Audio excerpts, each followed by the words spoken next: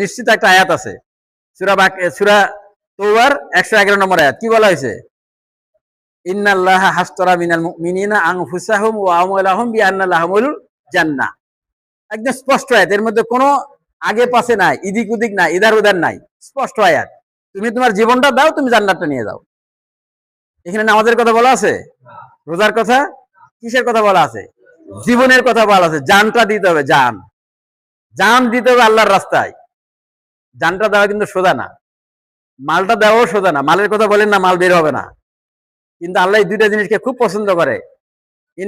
ইন্নাল্লাহা হাশতারা মিনাল মুমিনিনা আনফুসাহুম ওয়া আমওয়ালাহুম। জান এবং মাল দুইটাই দেওয়া লাগবে। এই দুইটা দিলেই জান্নাতটা পাওয়া যাবে। তার মানে কি, আমরা নামাজ পড়তে পড়তে কপালে দাগ ফালাবো, জান মাল দিব না ইনশাআল্লাহ। আমাদের সমাজের অবস্থা এটা। আমরা অনেক বড় জুব্বা পরবো, তাসবিহ নিয়ে ঘুরবো, কিন্তু জান মাল আমি দিব না ইনশাআল্লাহ। এটা আমাদের সমাজের অবস্থা।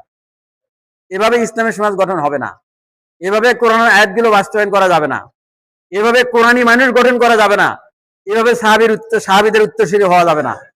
এগুলো হতে হলে কোরআনের আয়াত ধরে নিজেকে বাস্তবায়ন করতে হবে। এটা যদি করতে পারি তবেই আমি আল্লাহর কাছে প্রিয় পাত্র হতে পারবো, আর না হলে আমরা হতে পারবো না।